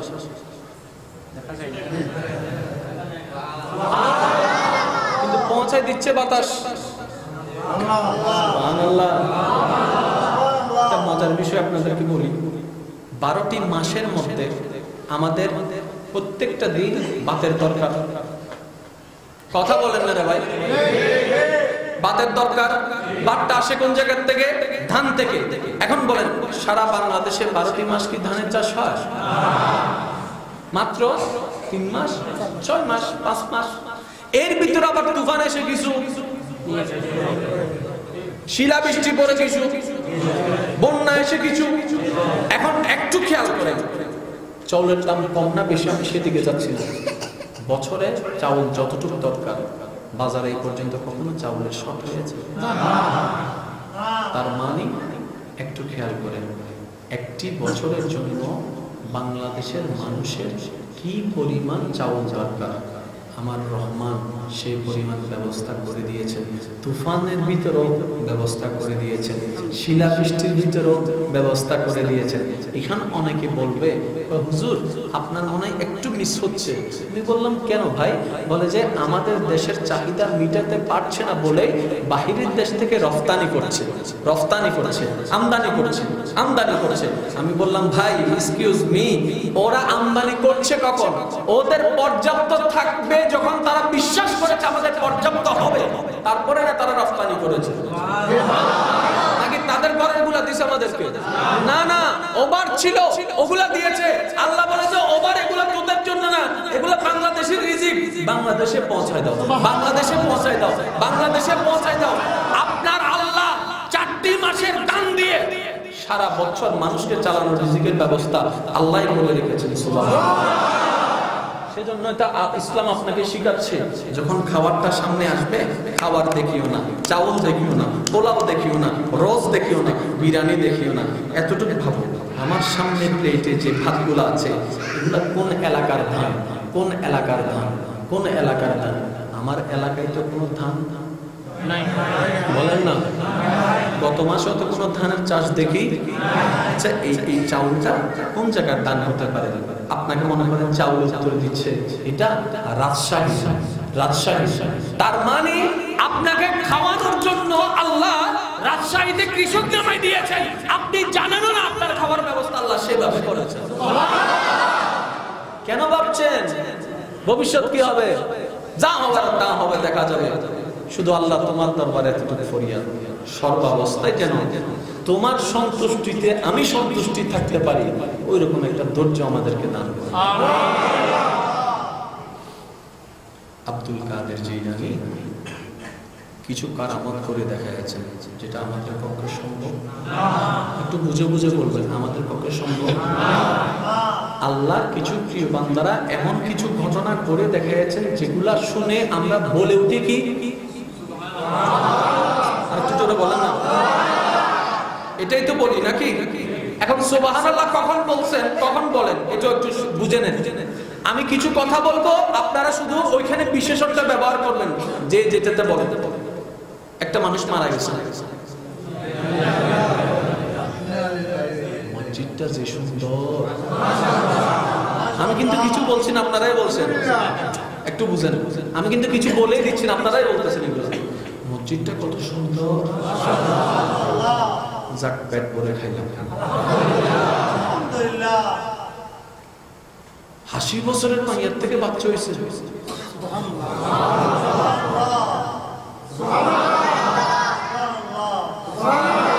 মাশাআল্লাহ বললেন না কেন?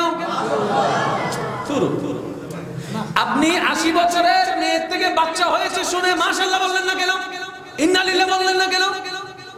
কতটুকু পড়ালেখা না করলো এতটুকু জানি কোন জায়গায় কি ফিট করা লাগে।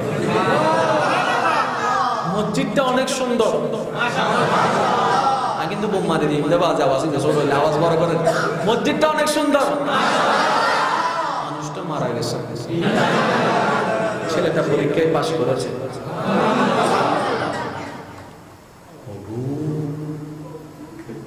80 বছরের মেয়ে থেকে বাচ্চা হয়েছে।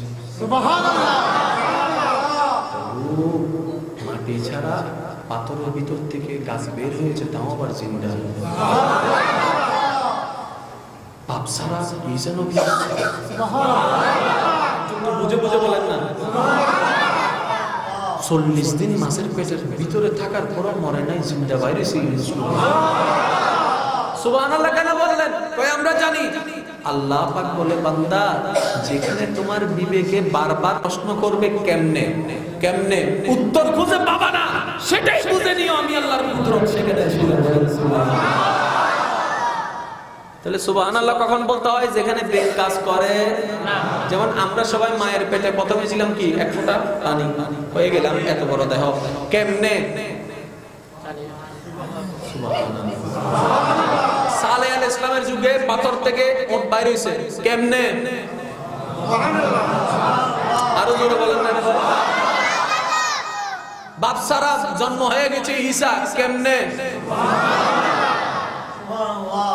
আমার নবী জমিনে থাকা লামকানে মেরাজে গেলেন কেমনে? আল্লাহ বলেছে বান্দা বিবেক খাটাইও না, কুল কিনারা খুঁজে পাবো না। এখনো আটলান্টিক মহাসাগরে কুল কিনারা খুঁজে পাবো না, আমি আল্লাহর কুদরতের কি কুল কিনারা খুঁজে পাবো? তাহলে যেখানে আল্লাহ পাকের কুদরত চলে আসে সেটাই হচ্ছে অলৌকিক। অলৌকিক তখন যখন হয়ে যায় বলতে হয় সুবহানাল্লাহ, সুবহানাল্লাহ, সুবহানাল্লাহ। মানে তোমার বিবেকে ধরবে না। আল্লাহ এই পৃথিবীতে আল্লাহর কিছু এমন প্রিয় বান্দা ছিল, আছে এবং থাকবে। তাদের কথায়, তাদের কাজে আল্লাহ পাক তাদের থেকে যার থেকে যেভাবে ইচ্ছা কিছু কাজ আদায় করে নেন, কিছু কাজ জগৎকে দেখান, যেটা আপনার আমার মতো সাধারণ মানুষের পক্ষে সম্ভব না। এটা কেমনে হয় একটু বোঝার জন্য বলছি, এটা কেমনে হয়। আপনার আমার পক্ষে এই একটি গ্লাসের ভিতরে সারা পুকুরের পানি আনা সম্ভব না। সবাই বলেন না রে ভাই। আমাদের বাবার পক্ষে, দাদার পক্ষে, পুলিশের পক্ষে, আর্মির পক্ষে, হুজুরের পক্ষে, আল্লামার পক্ষে, মাওলানার পক্ষে, খতিবের পক্ষে, বক্তার পক্ষে, আল্লাহর পক্ষে, আল্লাহর পক্ষে, আল্লাহর পক্ষে, আল্লাহর পক্ষে, আল্লাহর পক্ষে। তখন আমার ভাই বলবো হুজুর পুকুর তো অনেক ছোট বললেন, সারা পৃথিবীর না কুল কায়নাতকে চাইলে পারে। প্রশ্নটা কাকে নিয়ে? আল্লাহকে নিয়ে। এখন বান্দার দ্বারা অলৌকিক কাজ হয় কিভাবে একটু খেয়াল করে দেখুন। কোন একটা বিষয়ে যখন আল্লাহর প্রিয় বান্দা কোন একজন বান্দার সাথে কথাবার্তা বলে, হঠাৎ করে মনে করেন আপনি আল্লাহর প্রিয় বান্দা, বুঝে নিন আপনি আল্লাহর প্রিয় বান্দা হয়ে গেলেন। আল্লাহর সাথে আপনার রহমতের একটা কানেকশন আছে, জগতের কেউ জানে না, আপনি জানেন, আপনার আল্লাহ জানেন। আপনি কাউকে বলে ফেললেন হঠাৎ করে, তুমি কি এত বাড়াবাড়ি করো, আমার আল্লাহ চাইলে সব পারে। সে আপনাকে হঠাৎ করে বলে উঠলো আপনার আল্লাহ চাইলে সব পারে। চাই দেখি বলেন তো আপনার আল্লাহকে এই পুকুরের পানিটা এখানে আনতে, যেটা আমাদের পক্ষে অসম্ভব। কিন্তু বড় অবাক্যর বিষয়, আপনি বললেন পুরা পুকুর খালি হয়ে গেল, পানি সব এখানে চলে আসলো। ভাবতে লাগলাম বিবেক কাজ করে না। আল্লাহ বলে যে তুমি কি জানো না বিবেক কখন কাজ করে না? যেখানে আমার কুদরত চলে আসে। বিবেক তোমাদের কাজ করে না, বিবেক তোমাদের কাজ করে না। আল্লাহ হলো কেমনে? এবার আল্লাহ পাক বলে জবান হচ্ছে আমার বান্দার, কাজ হচ্ছে আমি আল্লাহ। আমার বান্দা জবানে চ্যালেঞ্জ করে বলেছে, ওই চ্যালেঞ্জকে আমি ছোট হতে দিই নাই, কারণ আমার বান্দার কথা পুকুরে শুনবে না, সাগরে শুনবে না, আমি আল্লাহর কথা তো শুনবে। সুতরাং আমার বান্দা নির্দেশ দিল, আমি আল্লাহ নির্দেশ দিলাম। এভাবে হয় কারামত। কারামত হয় এভাবে। আর এই অপশনটা সবার জন্য খোলা আছে কিয়ামত পর্যন্ত। আপনিও চাইলে করতে পারেন এরকম অলৌকিক কাজ। শুধু একটা কাজ করতে হবে, নিজের মন, নিজের স্বপ্ন, নিজের ইচ্ছা, নিজের চাওয়া, নিজের পাওয়া, নিজের আকাঙ্ক্ষা, নিজের মনটাকে এক কথায় ধরতে গেলে সবকিছু, নিজের মনের সবকিছু আল্লাহর নামে উৎসর্গ করে দেবে। আজকে থেকে আমি আমার নাই, আমি তোমার। কবুল করুক না করুক ওনার ইচ্ছা। আপনি বলবেন যে এটা, একদিন বললেন, 2 দিন বললেন, 3 দিন বললেন, 100 বারের ভিতরে যদি একবার কবুল করে নেয় তাহলে আপনার নাই কি? আপনার আর নাই কি? যদি উনি আপনার হয়ে যায় আপনার আর নাই কি? জগতে করবে কবর একটা কোর, কোথায়? জঙ্গলের ভিতরে, আন্দাজ থেকে কোর 10 মনের এখানে দিব, করলো সবাই যাও এর ভিতরে। যেন একদিকে তো মাটির অন্ধকার, আরো যেন বাহির থেকে অন্ধকার হয়। আল্লাহ বলে যে দেশ না, আমি আসি তো সাথে, অন্ধকার আর কই রাখবি? ওনাকে কাছে টেনে টেনে ওনার হয়ে যাবে, ওনার হয়ে যাবে। আর ওনার হওয়ার জন্য লক্ষ টাকার দরকার নেই, ওনার হওয়ার জন্য লক্ষ বিল্ডিং এর দরকার নেই। একজন বলে আল্লাহ আমি তোমার প্রিয় বান্দা হতে চাই, আমি এখন তোমার জন্য কি উৎসর্গ করব? আল্লাহ 10 কোটি টাকা আছে তোমার নামে উৎসর্গ করে দিব। আল্লাহ পাক বলেছেন না বান্দা, টাকা তোর কাছে রাখ, 10 তলা বিল্ডিং তোর কাছে রাখ, স্ত্রী পুত্র পরিবার সমাজ সংসার সব তোর কাছে রাখ, ডাক্তারি আল্লামা মাওলানা খতিব যত টাইটেল আছে সব তোর কাছে রাখ বান্দা, সব তোর কাছে রাখ, শুধু তোর মনটা তুই আমার নামে রেজিস্ট্রি করে দে, আর কিচ্ছু লাগবে না। যেটাকে কোরআনের ভাষায় বলা হয়েছে কলবে সেলিম। আর একটু চিৎকার দিয়ে বলেন বান্দা তোর মনটা আমার নামে করে দে। এবার আমরা ভাবতে লাগলাম মাওলা হাত চাইলা না, পা চাইলা না, মাথা চাইলা না, চোখ চাইলা না, ঠোঁট চাইলা না, নাক চাইলা না, মনটা চাইলা কেন?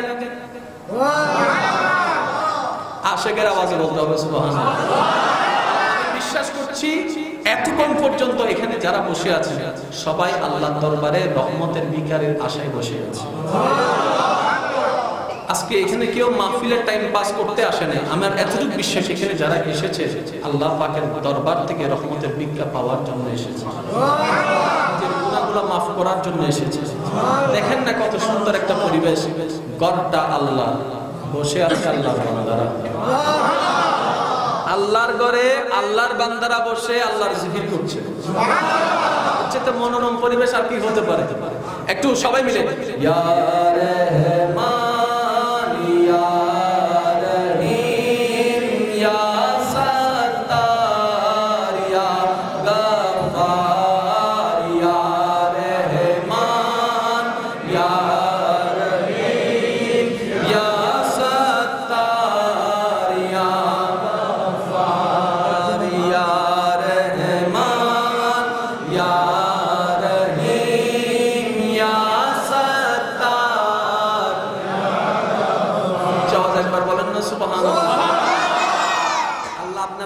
চাইছে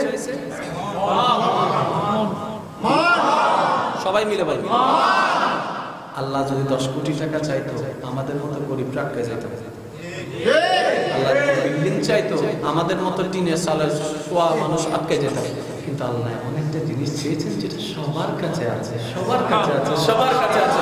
তার মানে আল্লাহ বলে যে আমার প্রিয় বান্দা হওয়ার রাস্তা সবার জন্য খোলা, শুধু ঈমানটাকে মজবুত করো, আমার নবীর প্রতি মহাব্বতটাকে অটুট করো, তারপরে সবকিছু আমার নামে ছেড়ে দাও। ওয়া মান ইয়াত্তাকি লা ইয়াজআল লাহু মাখরাজা। কত সিম্পল জীবন আমাদের, কত কঠিন বানাই ফেলছি। শুনেন, যখন আপনার কানেকশন হয়ে যাবে, আমি বারবার কি বলছি, আমরা জীবনে যা স্ট্রাগল করছি, পরিশ্রম করছি চাহিদা মেটানোর জন্য, টাকা আসবে মানে চাহিদা মিটবে, এর কিছু না। আচ্ছা মনে করেন আপনার কাছে 10 লাখ টাকা আছে কিন্তু কোনো জায়গায় খরচ করতে পারছেন না, আপনার দরকার নেই 10 লাখ টাকা মানে আপনি টাকা দিয়ে গাড়ি কিনছেন, বাড়ি কিনছেন, কিনতে সব শেষ, আর কিছু কিনার বাকি বলেন না, কিছু কিনার বাকি। 10 লাখ টাকা পড়ে আছে, এগুলো কি করবেন? বিরক্ত হয়ে যাবো, চাইতে চাইতে। টাকার দাম তখন থাকে যখন সেটা রানিং থাকে, আসবে খরচ হবে, আসবে খরচ হবে। আল্লাহ পাক বলে যে এটাই তো তোদেরকে শিখাচ্ছি বান্দা, যতটুকু দিচ্ছি অতটুকুতে আলহামদুলিল্লাহ বল, আগামী কালটা আমি দেখব। আমরা ব্যস্তা কোথায় লাগাই আজকে পাওয়ার পরে, কিন্তু আজকে না চলিব, কালকে কি করবো, কালকে কি করবো, কালকে কি করবো। আল্লাহ পাক বলেছে আই নাই বাংলা তুই এত টেনশন কেন? হযরত রাবিয়া বসরি রাহমাতুল্লাহ আলাইহি ঘরের মধ্যে কিছু মহিলা মেহমান আসছে, 7 জন। কয়জন? মেহমানকে মেহমানদারি করা তো নবীজিরই সুন্নাত, একটু করে বলেন না।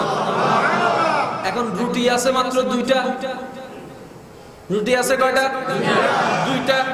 2টা দিয়ে তো সবাইকে মেহমানদারি করা সম্ভব না। রাবিয়া বসরি সেই মহিলা মেহমানদেরকে বসালেন, বসানোর পরে খাদেমা একজন ছিল, ওনাকে বললেন এই 2টা নিয়ে রাস্তায় যাও, আল্লাহর নামে কাউকে দান করে দাও। খাদেমা বলে যে হুজুর এটা আবার কেমন ব্যাপার, 2টা আছে কেমনে আর কোন রকম 5-6টা জোগাড় করে মেহমানদারি করবেন সেটা চিন্তা করবেন, বেশি বুঝিও না, যেটা বলছি সেটা করো। হয়তো খাদেমা মনে মনে বলছেন কি বুঝি কি করে আল্লাহ না জানে। সেজন্য মুরব্বীদের কথায় কখনো আগবাড়াই চিন্তা করতে যাবেন না। মনে রাখবেন, মা বাবার কথা যেটা ভুল হলেও বরকত আছে অনেক সময়। দুইটা নিয়ে রাস্তায় গেলেন, রাস্তায় বের হওয়ার পরে দেখলেন একজন মানুষ বৃদ্ধ, মাথার মধ্যে ঘোমটা দেওয়া, লাঠি নিয়ে বসা, কাঁদছে। ওনার কাছে দুইটা রুটি নিয়ে যাওয়ার পরে উনি চাপটাই মেরে রুটিগুলো নিয়ে খাওয়া শুরু করলেন। ওনার খাওয়া দেখে বুঝতে পারছেন যে মানুষটা অনেক ক্ষুধার্ত ছিল। হঠাৎ করে বৃদ্ধটা বলছেন, যাক, আমার আল্লাহ আমার জন্য খাওয়ার ব্যবস্থা করে দিয়েছে। একটু আগে আল্লাহকে বলছি, আল্লাহ কিছু ব্যবস্থা করো। দেখেন কাহিনীর পিছনে কত কাহিনী থেকে যায়। এদিকে মেহমান আসলো ঘরে, দুইটা মাত্র রুটি আছে। ওদিকে মেহমান আছে কয়জন? বলেন না কয়জন? সেই জায়গায় আপনি আমি কি করতাম? দুইটা রেখে পাঁচটা দোকান থেকে বাকি আনতাম। কিন্তু উনি কি করলেন? দুইটা দিয়ে দিলেন। এই দুইটা দিয়ে দেওয়াটা বাহ্যিকভাবে নেগেটিভ মনে হলো। যখন সেই ভিক্ষুকের অসহায় মানুষটার হাতে চলে গেল, যাক ভালো হয়েছে। যদি না আসতো, রুটি দুইটা বের হতো। রুটি দুইটা বের না হলে ওনার খাবার পৌঁছাইতো। তার মানে প্রত্যেকের মধ্যে নেগেটিভ হয় না, কিছু নেগেটিভের মধ্যে পজিটিভও হয়।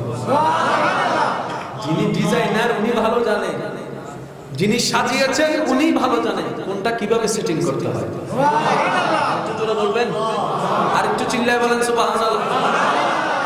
দুইটা দিয়ে চলে আসলেন। খাদেমা এসে হযরত রাবিয়া মাসরিকে বলছেন, আজকে তো খানিকটা হইছে, এই দুইটা রুটি একজন মানুষ অনেক খুশি হয়েছে। বিস্তারিত কাহিনী বলা শুরু করলেন।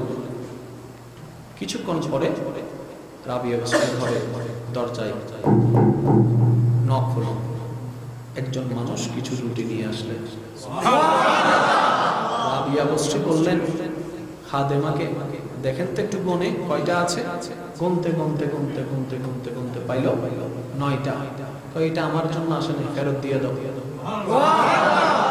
মেহমান কয়জন? ওনারা কয়জন? সাথে দিয়ে বরাবর তো ছিল। উনি কি বললেন? এটা আমার না, দিয়ে দাও। খাদেমা বলে, এই কি কাম বাড়া, দুইয়ে দিয়েছি, 9 পাইছি, হিসাব তো লাভে না হয়েছে, এটাই তো নিবে। কয় না, দিয়ে দাও। কিছুক্ষণ পরে 15টা আসছে। কয় না, দিয়ে দাও। কিছুক্ষণ পরে 20টা আসছে। কয় রেখে দাও।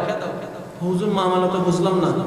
আমার আল্লাহ ওয়াদা করেছেন যে আল্লাহর জন্য মান জা বিল হাসানাতে ফালাহু আশরু আমসালিহা, যে আল্লাহর খুশির জন্য 1 দিবে, আল্লাহ তাকে 10 দিবে, আল্লাহ তাকে 10 দিবে। আমি 2টা দিছি, 20টা পাওয়ার কথা। 9টাও আমার না, 15টাও আমার না, 20টাই যে আমার ছিল। বলেন সুবহানাল্লাহ। কানেকশনটা কোথায় ছিল, কতদূর ছিল, কতটুকু মজবুত ছিল, আপনারাই বুঝে নেন। আর এই কানেকশনের দরজা খোলা আছে। আল্লাহ যে কোনো মুহূর্তে আল্লাহ পাক আমাদেরকে কবুল করে নিতে পারেন। শুধু একটা পরিষ্কার মনের দরকার। একদম সহজ বলছি, একদম সহজ। ইসলামের মতো সহজ কোনো ধর্ম নাই। ইসলামের মতো সহজ কোনো ধর্ম নাই। এই ধর্ম ফরজ। রোজার সময় যদি আপনি সফর করেন, আপনাকে কি বলছেন? কষ্ট হইলে থাকো, রাখো না, পরে রেখে দিলে চলে। এত সহজ, এত সহজ। নামাজের মতো ইবাদতকে আপনি যখন করতে না, আচ্ছা ঠিক আছে যাও, কজা বললো হয়ে যাবে। আর সহজ করার কিছু বাকি আছে রে ভাই?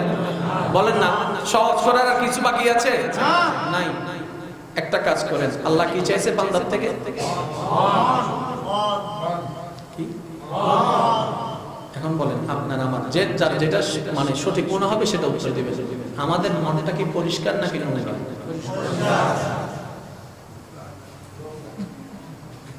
আবার উনি চাই কেন কি পরিষ্কার? পরিষ্কার মনে অন্যকে হিংসা করেন কেমনে? পরিষ্কার মনে অন্যের লাভ দেখে আপনার মন জ্বলে কেন? পরিষ্কার মনে অন্যকে আঘাত করতে আপনার মনে বাঁধে না কেন? পরিষ্কার পরিষ্কার। আবার প্রশ্ন করবো, আবার উত্তর দেন। আমাদের মন কি পরিষ্কার নাকি নোংরা? আমারটা নোংরা, এখন আপনারটা আপনি বলেন।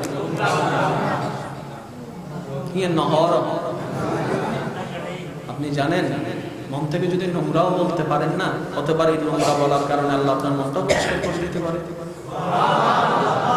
আসামিকে 2 ভাবে সাজা দেওয়া হয়। যদি পুলিশে দৌড়ায় ধরে, সাজা বেশি। আর যদি আসামি নিজে থেকে এসে সারেন্ডার করে, সাজা। নিজে থেকে এসে সারেন্ডার করার নামই হচ্ছে তওবা। হাসরে যদি ধরে সাজা বেশি। আল্লাহ বলে যে আমি ধরার আগে তুই চলে আয়। চলে আসাটা, নিজে থেকে আল্লাহর কাছে ফিরে আসাটার নামই হচ্ছে তওবা। সেজন্য ইসলাম বারবার বলছে তওবা করে সারেন্ডার করো, তওবা করে সারেন্ডার করো, তওবা করে সারেন্ডার করো। অনেক আসামি দেখবেন জেল থেকে ছুড়ে, কিন্তু মাসে মাসে যাইয়া সিগনেচার করে দেওয়া লাগে। আল্লাহ পাক বলে যে আমার কাছে দরবারে সারেন্ডার কর, বারবার এসে সারেন্ডার কর, আল্লাহ আমি হাজির। এই নামাজ এটা কি? আমরা নামাজে পড়লে আল্লাহর কোনো লাভও নাই, আমরা নামাজ না করলে আল্লাহর কোনো লসও নাই। কিন্তু নামাজে যখন আমরা উপস্থিত হই, আসলে আমরা নামাজে উপস্থিত হই না, আমরা সৃষ্টিকর্তার দরবারে একটু হাজিরা দিয়ে প্রেজেন্ট স্যার, প্রেজেন্ট স্যার। সকালে তোমার নাস্তা খাইছি তো আল্লাহ, আল্লাহু আকবার, হাজিরা দিয়ে দিয়েছি।